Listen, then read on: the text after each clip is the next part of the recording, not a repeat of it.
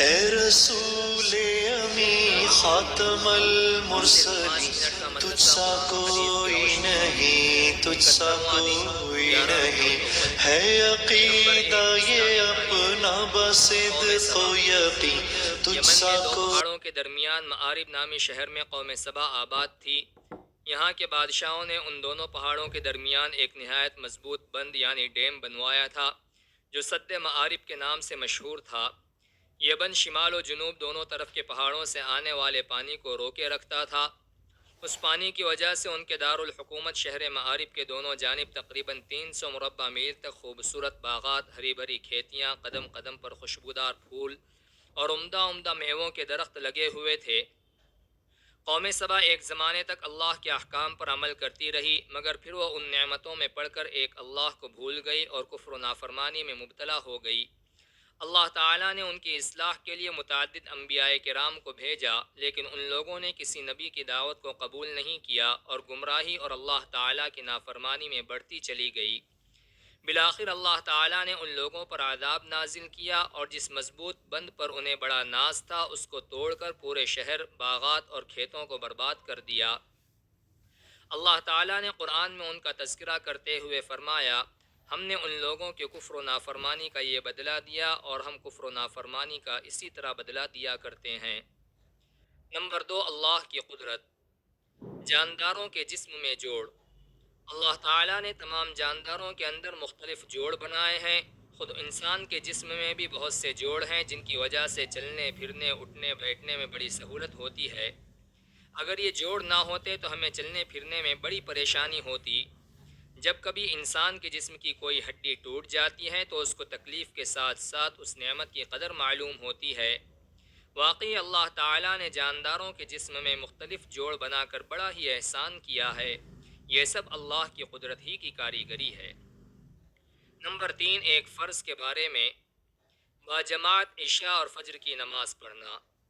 رسول اللہ صلی اللہ علیہ وسلم نے فرمایا، جو شخص عشاء کی نماز جماعت کے ساتھ پڑھے گویا اس نے آدھی رات عبادت کی، اور جو فجر کی نماز جماعت کے ساتھ پڑھ لے گویا اس نے ساری رات عبادت کی۔ نمبر 4، ایک سنت کے بارے میں کھانے میں عیب نہ لگانا۔ حضرت ابو ہریرہ رضی اللہ عنہ نے فرمایا، رسول اللہ صلی اللہ علیہ وسلم کھانے میں عیب نہ لگاتے، اگر چاہتے تو اس کو کھا لیتے اور اگر اس کو ناپسند فرماتے تو چھوڑ دیتے۔ نمبر 5، ایک اہم عمل کی فضیلت، اپنے عزیز کی وفات پر صبر کرنا۔ رسول اللہ صلی اللہ علیہ وسلم نے فرمایا، اللہ تعالیٰ فرماتا ہے کہ جب میں اپنے کسی مومن بندے سے دنیا والوں میں سے اس کا کوئی عزیز لے لیتا ہوں اور وہ صبر کرتا ہے تو اس کے لیے سوائے جنت کے میرے پاس کوئی اجر نہیں ہے۔ نمبر 6، ایک گناہ کے بارے میں والدین کی نافرمانی کرنا۔ رسول اللہ صلی اللہ علیہ وسلم نے فرمایا، ہر گناہ کی سزا کو اللہ چاہے تو قیامت کے دن تک مؤخر کرتا ہے سوائے والدین کی نافرمانی کی سزا کے کہ اللہ تعالیٰ اس کی سزا موت سے پہلے دنیا ہی میں چکھا دیتا ہے۔ نمبر 7، دنیا کے بارے میں انسانوں کی حرص و لالچ۔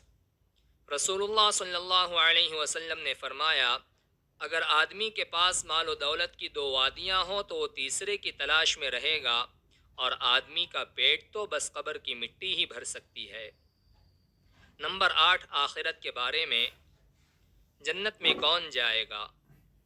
قرآن میں اللہ تعالیٰ فرماتا ہے، جو شخص بغیر دیکھے اللہ سے ڈرتا ہوگا اور رجوع ہونے والا دل لے کر حاضر ہوگا، ان سے کہا جائے گا کہ تم جنت میں سلامتی کے ساتھ داخل ہو جاؤ، یہ ہمیشہ رہنے والا دن ہے، ان کے لیے وہ سب کچھ ہوگا جو وہ چاہیں گے۔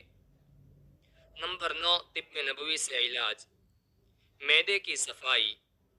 رسول اللہ صلی اللہ علیہ وسلم نے فرمایا، انار کو اس کے اندرونی چھلکے سمیت کھاؤ کیونکہ یہ معدے کو صاف کرتا ہے۔ فائدہ، علامہ ابن قیم رحمۃ اللہ علیہ فرماتے ہیں کہ انار جہاں معدے کو صاف کرتا ہے وہیں پرانی کھانسی کے لیے بھی بڑا کارآمد پھل ہے۔ نمبر 10، قرآن کی نصیحت۔